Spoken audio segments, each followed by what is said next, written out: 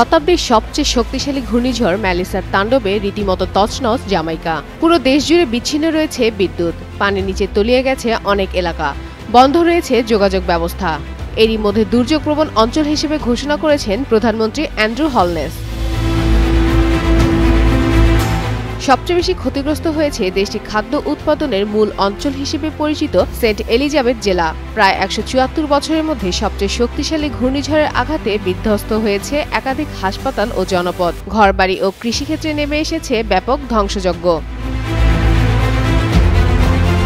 Melissa ঘণ্টায় প্রায় ৩০০ kilometre বেগে স্থায়ী বাতাস নিয়ে আঘাত হানে, যা জামাইকার ইতিহাসে নয় শুধু, বরং গোটা অঞ্চলে ১ শতাধিক বছরের মধ্যে অন্যতম শক্তিশালী ঘূর্ণিঝড়। ভূমিতে দীর্ঘ সময় অবস্থানের কারণে এই শক্তি কিছুটা কমে ক্যাটাগরি ৫ থেকে ক্যাটাগরি ৩-এ নেমে আসে, তবে বন্যা ও ভূমিধসের ঝুঁকি এখনও প্রবল। এই পর্যন্ত পাওয়া তথ্যের ক্ষেত্রে জামাইকা, হাইতি ও ডোমিনিকান প্রজাতন্ত্রে অন্তত ৭ জনের মৃত্যুর খবর পাওয়া গেছে। দেশটির জলবায়ু পরিবর্তন মন্ত্রী একে বিপর্যয়কর প্রভাব বলে উল্লেখ করেছেন। এদিকে বন্যার কারণে আবাসিক এলাকায় কুমির ঢুকে পড়ার আশঙ্কায় সতর্কতা জারি করেছে স্বাস্থ্য কর্তৃপক্ষ।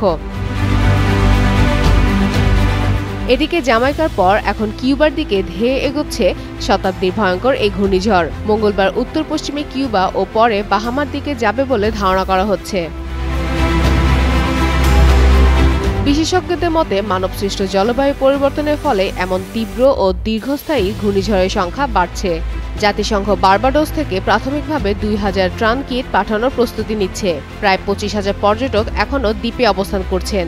দেশ জুড়ে আতঙ্ক ও দুর্যোগের মধ্যেই জামাইকার কিংবদন্তি স্পিনার উসেইন বোল্ট সামাজিক যোগাযোগ মাধ্যমে দেশবাসীর জন্য প্রার্থনা করার আহ্বান জানিয়েছেন। ফাতেমা ফাতেহ জান, যুগান্তর নিউজ।